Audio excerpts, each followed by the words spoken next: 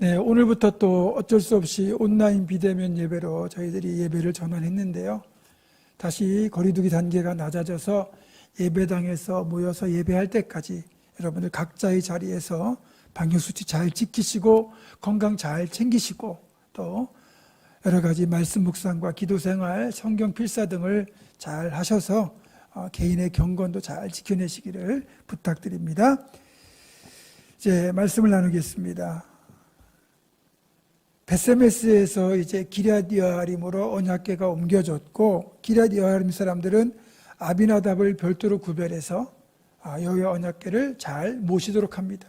그렇게 언약궤가 기럇 여아림에 20년 동안 있는 동안 기럇 여아림 사람들의 여호와를 경외하는 그 선한 열심이 이스라엘 전역에 영향을 미쳤습니다. 온 이스라엘 백성들이 하나님을 간절히 사모하게 된 거죠. 이스라엘의 회복을 바라는 이스라엘 백성들의 마음이 기럇 여아림 사람들을 중심으로 시작해서 이제 하나가 된 것입니다. 이런 이스라엘 백성들의 하나님을 사모하는 그 마음에 응답하셔서 하나님이 사무엘을 이스라엘 백성들에게 보내줬고, 사무엘을 통하여 회복의 첫걸음을 시작하셨습니다. 오늘 본문 3절이죠. 제가 다시 읽습니다. 사무엘이 이스라엘 온 족속에게 말하 이르되 만일 너희가 전심으로 여호와께 돌아오려거든 이방 신들과 아스타롯을 너희 중에서 제거하고 너희 마음을 여호와께로 향하여 그만을 섬기라. 그리하면 너희를 블레셋 사람의 손에서 건져내시리라. 사무엘이 드디어 이스라엘 역사의 전면에 등장하는 장면입니다. 하나님께서 이스라엘의 사모함에 응답하셔서 하나님 보내신 그 응답이 바로 사무엘인데, 여러분, 사무엘이 이렇게 이스라엘의 지도자가 되는 이 놀라운 응답, 그 역사의 출발점에는 다름 아닌 사무엘의 어머니 한나의 눈물의 기도가 있었다는 것을 잊으셔서는 안 됩니다. 자식을 낳지 못하는 불임의 고통, 그 고통을 그대로 하나님 앞에 가지고 나아가서 눈물의 간구를 하나님께 기도하였던 그 한나의 기도에 응답하셔서 하나님이 태문을 열어주시고, 그리고 그 응답으로 주신 아들이 바로 사무엘 아닙니까? 이제 그 사무엘이 장성해서 하나님께서 이스라엘 공동체의 사모함에 응답하셔서 보내신 지도자가 되는 거예요. 그러니까 개인의 기도에 응답하셔서 태어난 아들이 이제는 이스라엘 공동체 전체의 간구에 응답하셔서 보내시는 그 인물이 되는 거죠. 한 사람의 눈물의 기도가 이렇게 놀라운 역사의 출발점이 된 겁니다. 여러분, 그래서 눈물의 기도는 놀라운 힘이 있죠. 여러분들이 정말 간절히 소망하는 것이 있다면 한나처럼 그렇게 하나님 앞에 기도로 간구하셔서 그 응답의 역사를 이루시기를 주님의 이름으로 축원합니다. 자, 우리는 오늘 본문에서 이렇게 사무엘의 훗날 어떻게 하나님 마음에 합한 지도자가 될 수 있었는가를, 그가 이스라엘의 회복의 전제 조건을 누구보다 잘 알고 있었다는 사실에서 확인할 수 있습니다. 사무엘은 왜 하나님의 임재가 이스라엘에서 떠났는지를 정확하게 통찰하고 있습니다. 한마디로 이스라엘 백성들이 하나님을 버리고 우상을 섬겼기 때문임을 알고 있는 거죠.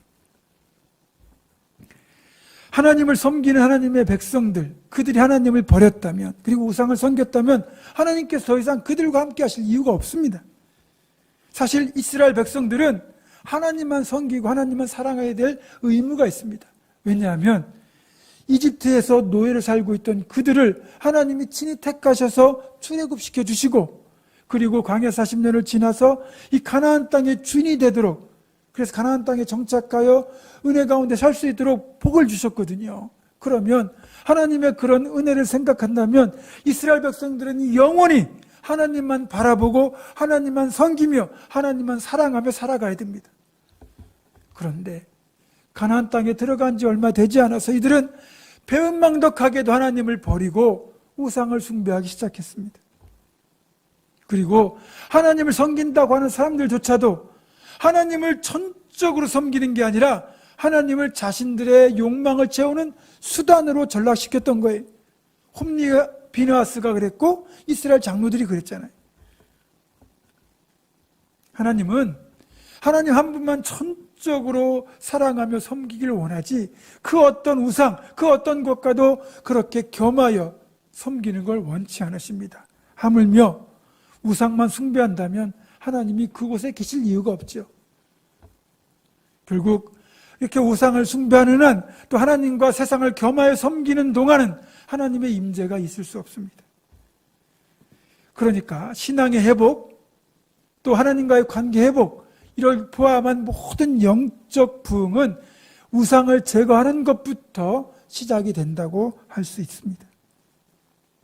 사무엘은 그 사실을 제대로 파악하고 있는 거죠. 그리고 또 한 가지 우리가 기억해야 될 것이 지도자 한 사람만 그렇게 열심을 갖고 있는다고 해서 회복이 이루어지지 않아요. 그 공동체 구성원들이 지도자와 마음을 합하여 그렇게 하나님 앞에 하나가 될 때 이런 역사를 이룰 수가 있는 겁니다.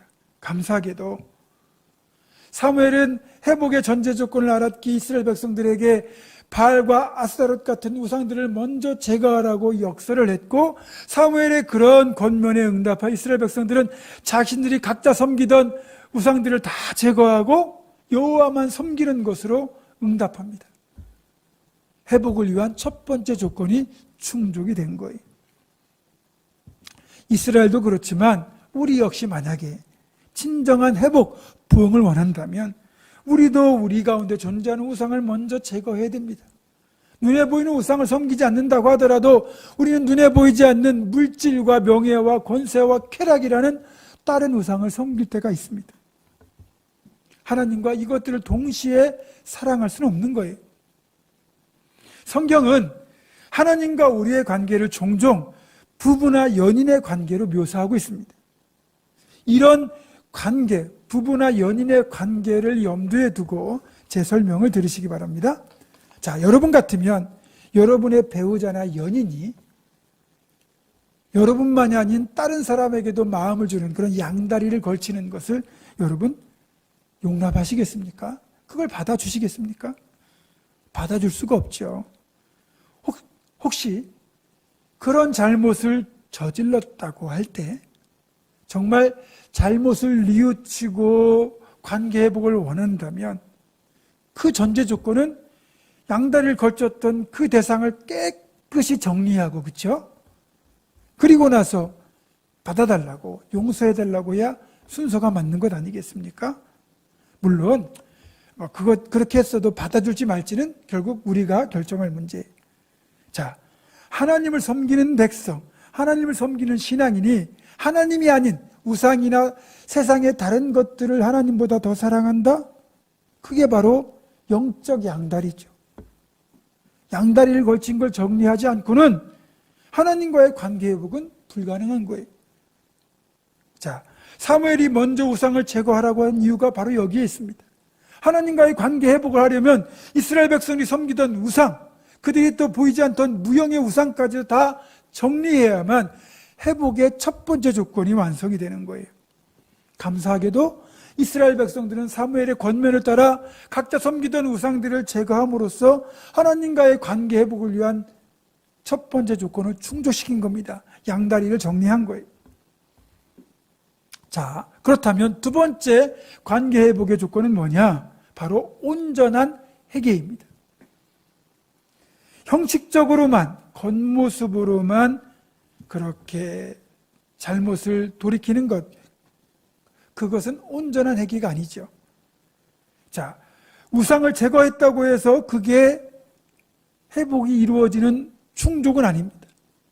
이제 자신들이 우상을 섬겼던 잘못, 그 죄악을 하나님 앞에 진심으로 뉘우치며 용서를 구하고 회개할 때 회복의 두 번째 조건이 충족이 되는 거예요. 자, 5절 말씀입니다.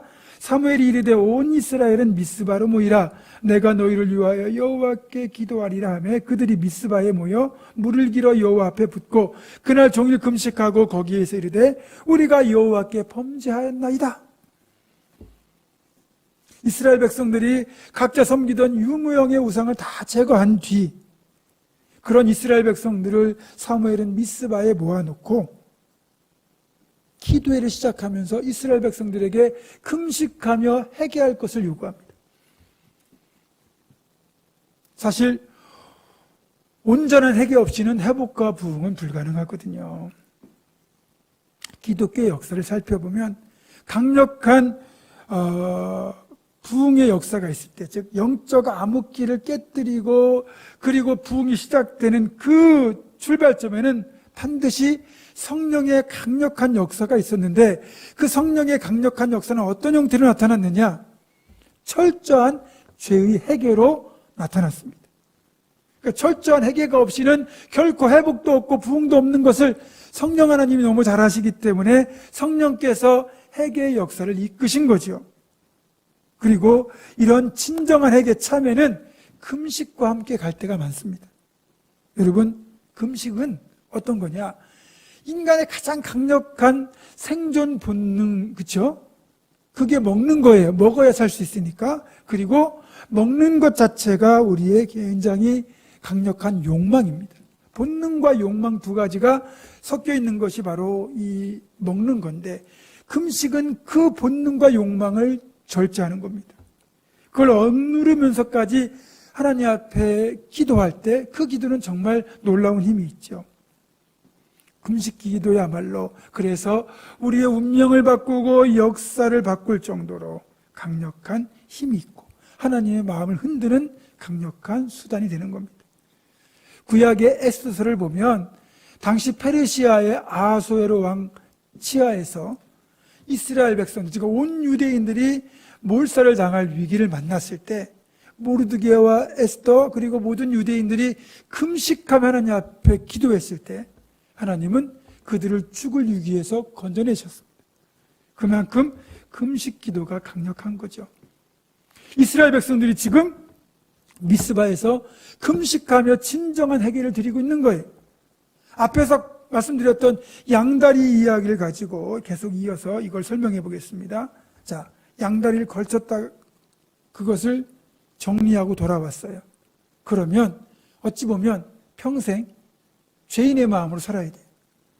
정말 내가 잘못했다. 그러면서 정말 뉘우치는 모습을 보여야 되는데 내가 정리하고 돌아와서 이 정도 했으면 됐지 더 이상 나보고 어떻게 하라는 거냐라고 따지고 된다면 그건 진정한 회개가 아니라고 봅니다.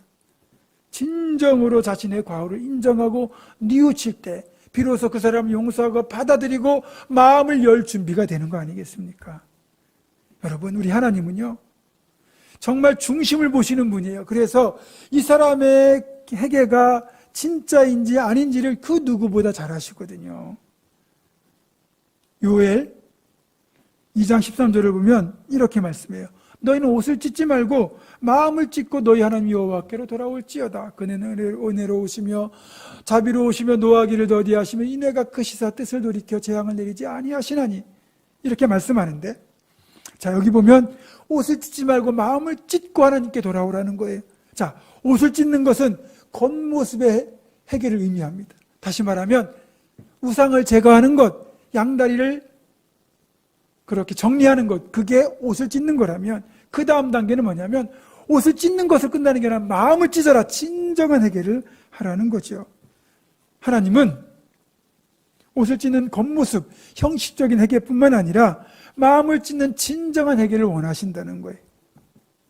이스라엘 백성들이 그렇게 하나님 앞에 미스바에 모여서 마음을 찢는 진정한 회개를 드렸다는 겁니다. 하나님 앞에 이런 눈물의 회개보다 더 강력한 기도는 없습니다.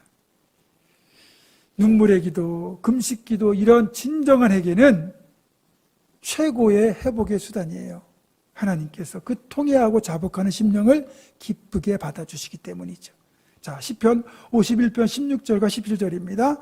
주께서는 제사를 기뻐하지 아니하시나니 그렇지 아니하면 내가 드렸을 것이라. 주는 번제를 기뻐하지 아니하시나이다. 하나님께서 구하시는 제사는 상한 심령이라. 하나님이여, 상하고 통회하는 마음을 주께서 멸시하지 아니하시리이다. 아멘. 자, 겉모습의 형식적인 제사보다 진짜 상하고 통회하는 그런 참회의 제사를 하나님이 기쁘게 받아주신다는 거죠. 자, 그러면 이스라엘 백성들은 진정으로 회개한 것일까요? 6절입니다. 그들이 미스바에 모여 물을 길어 여호와 앞에 붓고 그날 종일 금식하고 거기에서 이르되 우리가 여호와께 범죄하였나이다 하니라.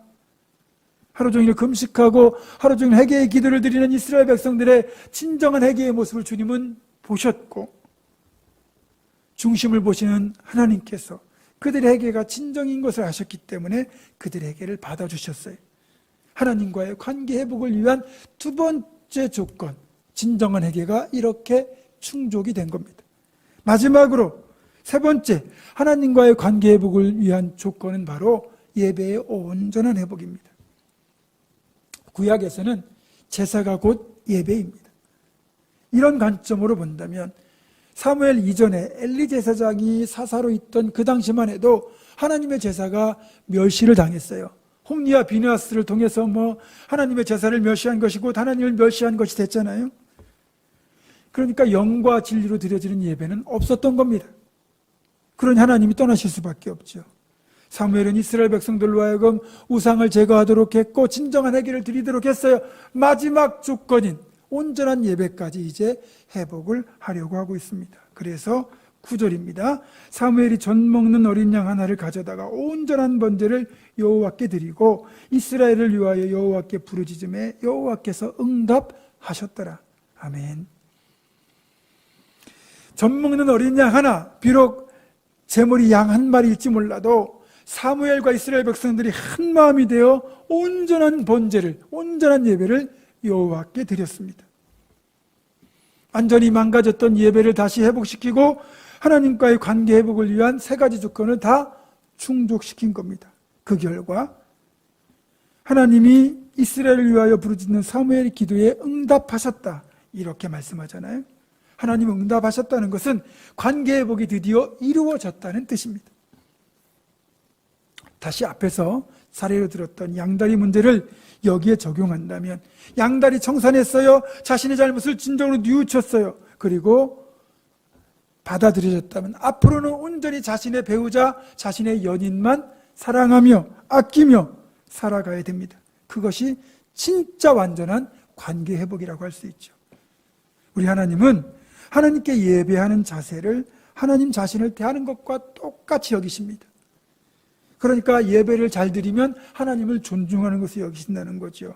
늘 강조하는 사실이지만 하나님을 경외하면, 즉 하나님을 존중하면 하나님 우리를 존중해 주시잖아요. 그리고 그 존중의 결과가 뭐냐? 범사의 복을 주시는 거예요. 그리고 그 축복 중에 하나가 하나님과의 관계 회복이죠. 하나님과의 관계만 회복되면 다른 건 다 잘 되게 되어 있습니다. 사랑하는 자여, 네 영혼이 잘된 같이 네가 범사에 잘되고 강건하기를 내가 간구하노라. 요한 3서 2절 말씀에 보면 영혼이 잘되는 것이 뭐예요? 하나님과의 관계 회복이죠. 그게 잘 돼야 그 다음에 범사가 잘되고 강건한다는 겁니다. 그래서 하나님과의 관계 회복만 잘 되면 관계 회복 이후에 부어주시는 놀라운 영과 육회복, 범사의 축복이 있는 거죠. 자, 그렇다면 어떤 예배가 온전한 예배냐? 로마서 12장 1절은 이렇게 말씀합니다. 그러므로 형제들아, 내가 하나님의 모든 자비하심으로 너희를 권하노니 너희 몸을 하나님이 기뻐하시는 거룩한 산제물로 드리라. 이는 너희가 드릴 영적 예배니라. 아멘. 자, 온전한 예배가 어떤 겁니까? 내 자신을 하나님이 기뻐하시는 거룩한 산제물로 드리는 거예요. 그게 하나님 기뻐하시는 영적 예배래요. 자, 구약의 율법을 보니까 하나님께 드려지는 제물은 소도 있고 양도 있고 염소도 있고 비둘기 같은 것들이 있는데, 제물의 종류와 상관없이 한 가지 공통점이 뭐냐면 흠이 없어야 됩니다. 정결해야 됩니다. 흠없고 정결한 짐승을 하나님께 제물로 드려야 됐습니다. 그러면 나를 산제물로 드려야 된다면 내 자신 하나님 앞에 흠없고 정결한 제물로 드려지도록 내 삶을 그렇게 늘 지키는 노력을 해야 된다는 거죠. 그 상태에서 하나님께 예배를 드리는 것이 거룩한 산제물로 나를 드리는 것이고 영과 진리로 예배하는 겁니다. 그것이 바로 하나님을 온전히 존중하고 살아가며 살아가는 길이죠. 그렇게 할 때 하나님은 과거에 우리가 지은 모든 죄와 잘못을 다 덮어주시고 용서하시고 더 크신 사랑으로 우리와 함께 하시는 겁니다. 사랑하는 성도 여러분, 여러분 개인의 삶이 회복되고 기쁨과 감사로 가득 차길 원하십니까? 또 우리 보문중앙교회가 건강한 교회로 계속하여 부흥하기를 원하십니까? 개인의 삶도 그렇고 교회 공동체도 그렇고 회복과 부흥을 이루려면 앞에서 말씀드린 세 가지 조건을 다 충족시켜야만 가능합니다. 이런 사실은 한국교회 역사에서도 분명히 드러납니다. 기독교가 이 땅에 들어오던 무렵 선교사들이 조선 땅에 와보니까 그 어지럽고 혼란스러운 시기잖아요. 국력은 기울어져요. 외세는 이 땅을 호시탐탐 누리려고 그렇게 기회만 엿보고 있죠. 관리들은 그저 탐관오리가 되어 자신들의 탐욕을 채우는 데만 혈안이 되어 있고 그렇게 희망도 없는 그런 미래를 생각하면서 백성들은 술과 노름, 축척, 담배 이런 걸로 시름을 잇고자 했습니다. 무속신앙은 더욱더 극성이었고요. 선교사들이 복음을 전하면서 이런 악습을 뿌리 뽑지 않으면 이날은 희망이 없다. 무속신앙을 끊지 않으면 이 민족은 미래가 없다. 그 생각에 성경에서 가르치신 그 이상 더 강력하게 이런 술, 담배, 노름, 축적 같은 악습들을 하지 못하도록 폐지시켰고 무속신앙을 끊어버렸습니다. 그래서 이런 것들이 한국교회의 전통이 된 거죠. 그러던 중 1905년 평양 장대현 교회에서 부흥회가 열립니다. 선교사들과 목사들, 장로들, 성도들이 모여서 기도회를 갖게 되는데 이때 임하신 성령의 역사가 바로 진정한 회개, 강력한 회개였습니다. 사람들이요, 선교사, 목사, 장로, 성도할 것 없이 각자의 죄를 사람들 앞에서 자백하면서 회개하는데요, 정말 그게 너무 고통스러워서 자기 가슴을 치고 마룻바닥을 치고 떼굴떼굴 구르면서 해결합니다. 그러면서 내가 과연 용서받을 수 있을까요? 나에게 소망이 있을까요? 그러면서 자복하며 회개하는데요, 이게 얼마나 적나라했는지 그 광경을 지켜보았던 한 사람은 마치 지옥의 뚜껑을 연 것 같다라고 표현할 정도였습니다. 그렇게 진정한 회개가 1905년 평양 장대현 교통에서 드려졌고 그 이후에 이제 복음의 불길이 한반도 전역으로 퍼져나가죠. 우상을 제거했죠. 진정한 해결을 드렸죠. 그렇게 복음이 퍼져나가서 교회가 세워지면서 교회마다 예배를 사모하는 성도들로 채워지기 시작합니다. 당시만 해도 박해가 심할 때 아닙니까? 그리고 교회가 멀리 있을 때입니다. 그런데 아무리 때리고 핍박을 해도 예배에 생명 걸고 나아가고요, 아무리 교회가 멀어도 예배당이 멀어도 산 넘고 물 건너 수십 리길을 마다하지 않고 예배를 드리러 갔습니다. 그렇게 멀리 가면서도 예배 시간에 늦지 않아요. 30분 정도 미리 와서 기도하고 준비하며 예배를 드렸고 정말 영과 진리로 예배를 드렸습니다. 그런 우리의 모습을 하나님이 기쁘게 보셨어요. 그리고 복 주셨잖아요. 그래서 그 일제의 강점기 수탈과 또 우리 남북 간의 그런 6.25 동란이라는 전쟁의 폐허를 딛고 그리고 4.19와 5.16 같은 그런 민족의 굴곡진 역사를 다 지나서 지금 우리가 이렇게 수십 년 동안 전쟁 한번 겪어보지 않고 평안과 풍요 속에 살고 있는 것 아니겠습니까? 그렇게 세 가지 조건이 충족되어 이 복을 받았는데 너무 풍요로워지고 너무 평안하다 보니까 그만 우리가 신앙의 이런 생명력을 잃어버렸어요. 예배의 소중함을 잃어버렸어요. 예배의 생명력을 잃어버렸어요. 그래서 예배는 자신의 종교적 그런 어떤 모습을 채워주는 액세서리로 그만 전락해버렸고 더 이상 예배의 생명을 걸지 않습니다. 그것과 함께 신앙도 타락했죠. 그래서 1980년대 말 90년대 초를 기점으로 한국교회는 더 이상 부흥하지 않고 쇠락의 길을 걷고 있습니다. 더군다나 요즘 같은 뜻하지 않은 코로나 시국을 맞이해가지고 가뜩이나 위기에 처했던 한국교회는 더 큰 위기를 맞이하고 있고 그리고 다음 세대를 세우기 위한 교회 교육마저 지금 맥이 끊길 처지에 놓여 있습니다. 이대로 가면 사회학적 현상으로 보면 이대로 가면 교회는 수십 년 안에 정말 흔적만 남을지도 모릅니다. 과연 한국교회에는 소망이 없는 걸까요? 다시 부흥할 수 없는 걸까요? 여러분, 아직은 희망이 있습니다. 아직 늦지 않았습니다.